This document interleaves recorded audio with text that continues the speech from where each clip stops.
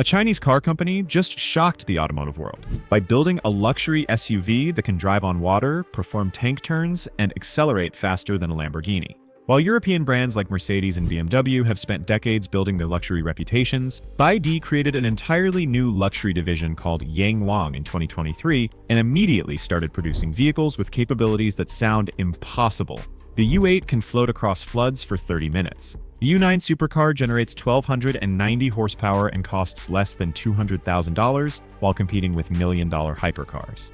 And now they have released the U7, a luxury sedan with quad motors and a drag coefficient lower than almost any production car ever made. So how did a company that started making batteries in 1995 suddenly become a threat to the world's most established luxury automakers? And what does this mean for the future of the car industry? The battery beginning. BYD stands for Build Your Dreams, which sounds like the kind of optimistic slogan you would find on a motivational poster in a high school guidance counselor's office. But when Wang Chuanfu founded the company in Shenzhen in 1995, he was not dreaming about cars at all. He was making rechargeable batteries for mobile phones. Wang was a government researcher who quit his job, borrowed money from relatives, and started BYD with just 20 employees and a rented warehouse. The timing was perfect because mobile phones were exploding in popularity and everyone needed batteries. Within a few years, BYD became one of the largest battery manufacturers in the world, supplying companies like Nokia and Motorola. By 2003, BYD was so successful that Wang decided to do something that seemed completely random. He bought a struggling Chinese car company called Sichuan Automobile for 270 million yuan. The automotive world laughed. Wall Street analysts downgraded BYD stock. Even Warren Buffett, who would later invest in BYD, initially thought the move was strange. Why would a battery company want to make cars? But Wang saw something nobody else did. He realized that the future of automobiles would eventually shift to electric power, and electric cars are basically batteries on wheels. BYD already knew how to make batteries better and cheaper than almost anyone. So while traditional automakers were still focused on improving internal combustion engines, BYD quietly started building electric vehicles from the ground up. Their first car, the BYD F3, launched in 2005 and was not electric at all. It was a gasoline sedan that looked suspiciously similar to a Toyota Corolla, but it was cheap, reliable, and helped BYD learn how to manufacture vehicles at scale. Then, in 2008, BYD released the F3 DM, one of the world's first mass-produced plug-in hybrid electric vehicles. It beat the Chevy Volt to market by 2 years. That same year, Warren Buffett's Berkshire Hathaway invested $230 million in BYD, buying a 10% stake. Suddenly, BYD had credibility. If Warren Buffett believed in them, maybe this battery company actually knew what it was doing. Over the next decade, BYD focused on electric buses, taxis, and affordable electric cars for the Chinese market. They were not sexy. They were not fast, but they were practical and cheap, which is exactly what China needed as pollution became a national crisis. By 2022, BYD had become the world's largest seller of electric vehicles, surpassing Tesla. But there was a problem. BYD was seen as a budget brand. Their cars were functional but boring. If you wanted luxury, you bought a Mercedes or a BMW. If you wanted performance, you bought a Tesla or a Porsche. BYD was the brand you bought if you wanted to save money and reduce emissions. So in 2023, BYD did something bold. They created Yangwang, a separate luxury brand designed to compete directly with the most prestigious automakers in the world, the Yangwang Gamble. The name Yangwang translates to looking up or admiration in Chinese, which is a not-so-subtle hint about where BYD wanted to position the brand. This was not going to be another affordable electric car for commuters. Yangwang was going to build vehicles that would make people stop and stare. The first vehicle they announced was the U8, a luxury SUV that looked like a futuristic military vehicle designed by someone who had just watched too many science fiction movies. It had a boxy, aggressive design with sharp angles and LED lights that looked like they belonged on a spaceship, but the real shock was not the design. It was the price. The U8 started at around $149,000 in China, which was expensive by Chinese standards, but still cheaper than a Mercedes G-Wagon or a Range Rover. And unlike those vehicles, the U8 had features that sounded like they were invented by a team of engineers who were competing to see who could come up with the most absurd idea. First, it could perform a tank turn, meaning it could rotate 360 degrees in place by spinning the wheels in opposite directions. Second, it could drive sideways like a crab using independent control of all 4 wheels. Third, and this is where it gets truly weird, it could float on water for up to 30 minutes and propel itself forward at 3 kilometers per hour. When BYD first showed footage of the U8 driving through a flooded road and then floating across a lake, people assumed it was fake. It looked like a bad CGI demonstration, but it was real. The U8 is IP68 waterproof, which is the same rating used for smartphones that can survive being dropped in a pool. When the vehicle detects deep water, it automatically closes all the windows, raises the suspension to maximum height, opens the sunroof for emergency exit, switches the air conditioning to internal circulation, and shuts down the internal combustion engine if necessary.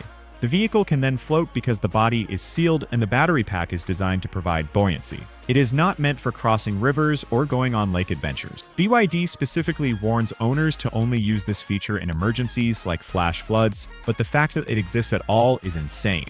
The U8 is powered by 4 electric motors, one on each wheel, producing a combined 1,200 horsepower. It also has a 2-liter turbocharged gasoline engine that acts as a range extender, charging the 49 kilowatt-hour battery and giving the vehicle a total range of 1,000 kilometers. This setup allows the U8 to accelerate from 0 to 100 kilometers per hour in 3.6 seconds, which is absurdly fast for a vehicle that weighs over 3 tons. Inside, the U8 feels like a luxury lounge. The dashboard is covered in Napa leather and real wood trim.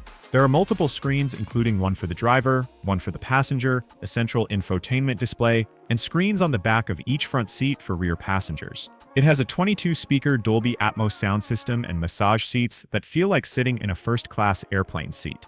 The technology includes 38 sensors, 5mm wave radars, 12 ultrasonic radars, 13 cameras, and 3 lidar units. The system is powered by the Nvidia Drive Orin chip, which processes data from all these sensors to enable Level 2 autonomous driving features. When BYD launched the U8, people were skeptical. Who would buy a luxury SUV from a Chinese brand that most people still associated with cheap electric taxis? But within months, BYD had sold over 5,000 units. Celebrities and tech executives in China started posting photos of themselves with the U8. It became a status symbol not because of the badge, but because of what it could do. And BYD was just getting started, the supercar surprise.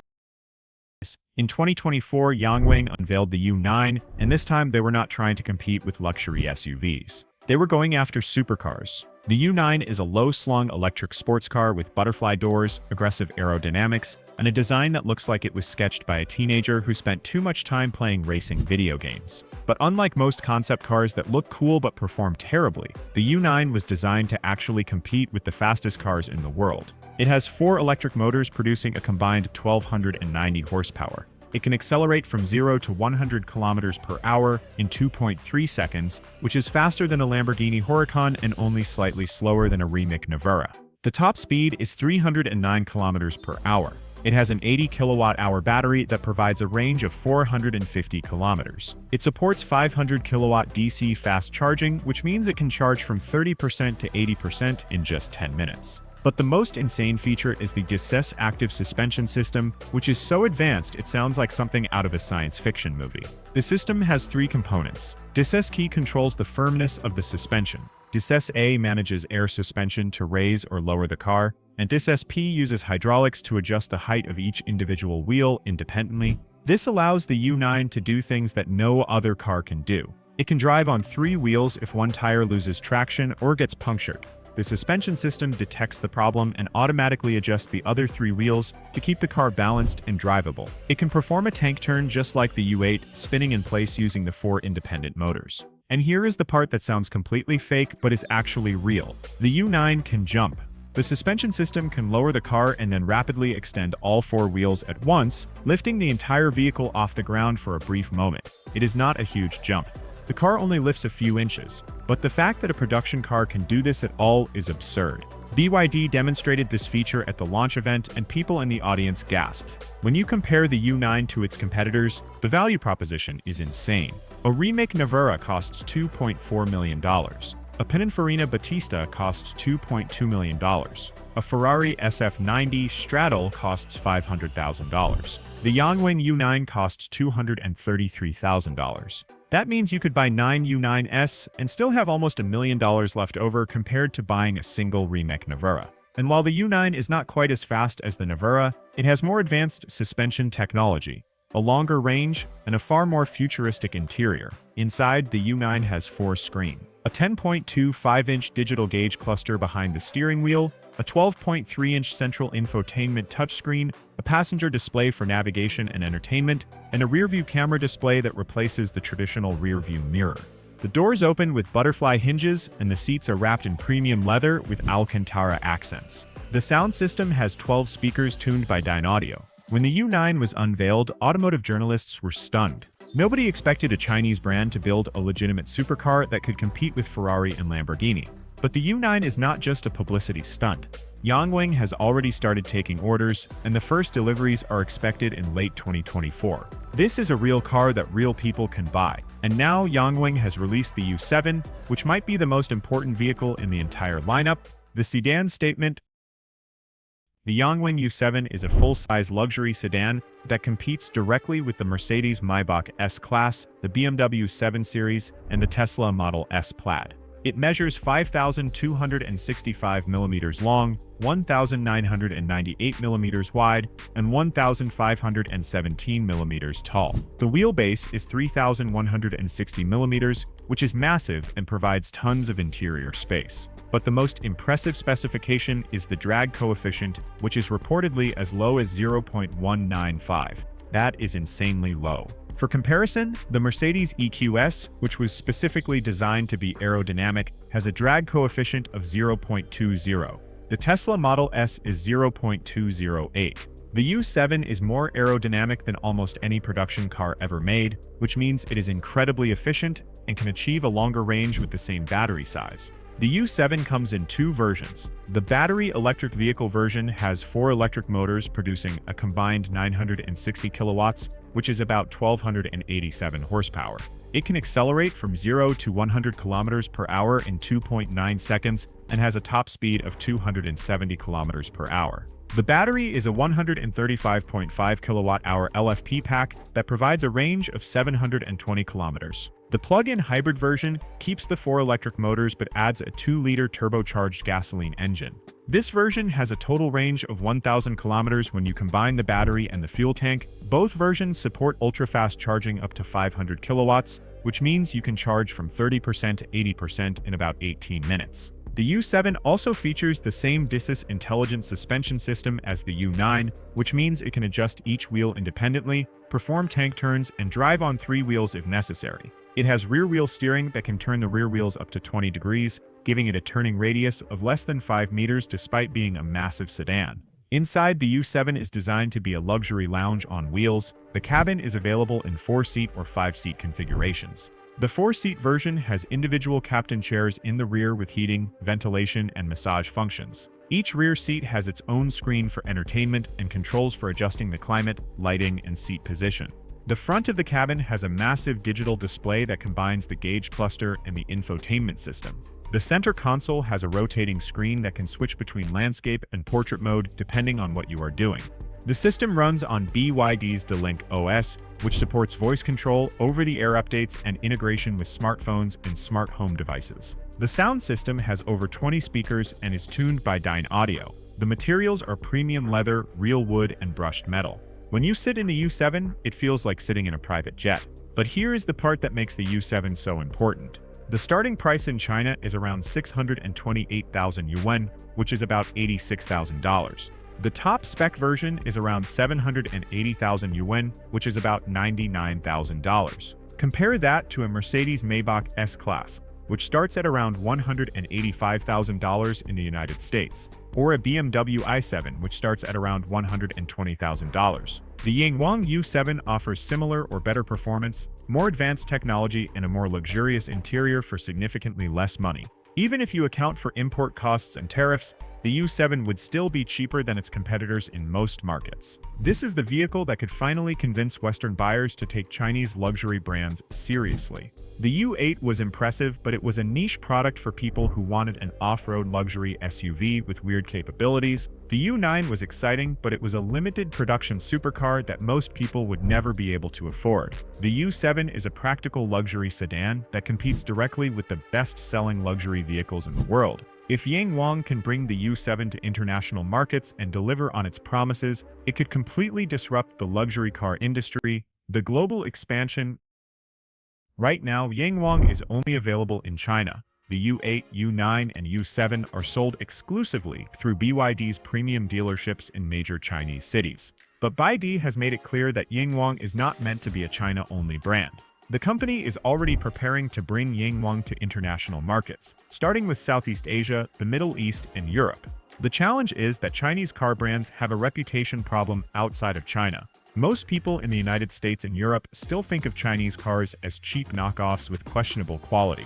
BYD has been trying to change that perception by opening showrooms in Europe and sponsoring major sporting events. But convincing people to spend $100,000 or more on a Chinese luxury car is a tough sell. Yangwang's strategy is to focus on technology and value rather than heritage and prestige. Mercedes and BMW have decades of history and brand recognition. Yangwang does not.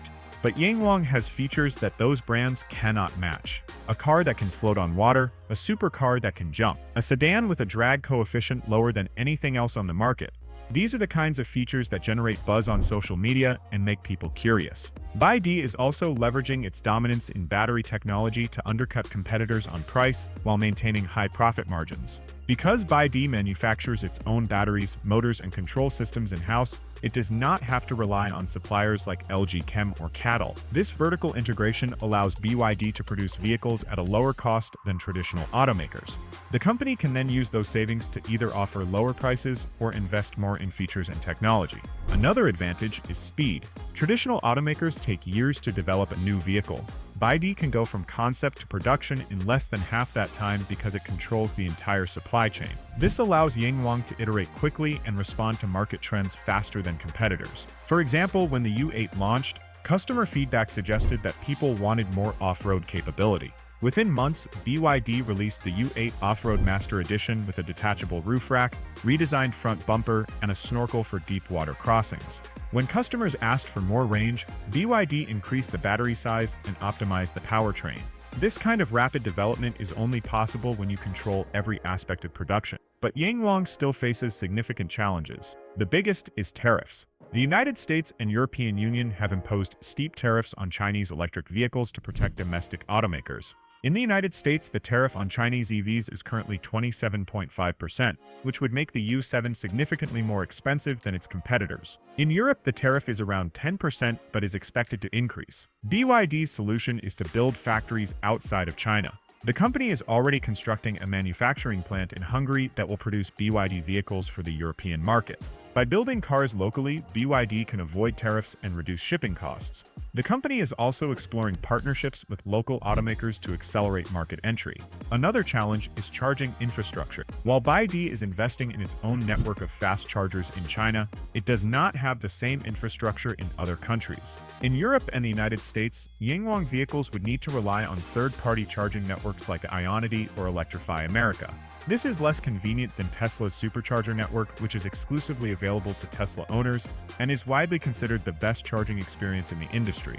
Despite these challenges, Yangwang's global expansion is already underway. The U8 has been spotted in the United Arab Emirates, where wealthy buyers are eager to own vehicles with unique capabilities. BYD has also opened Yangwang showrooms in Singapore and Thailand, where Chinese brands are more accepted.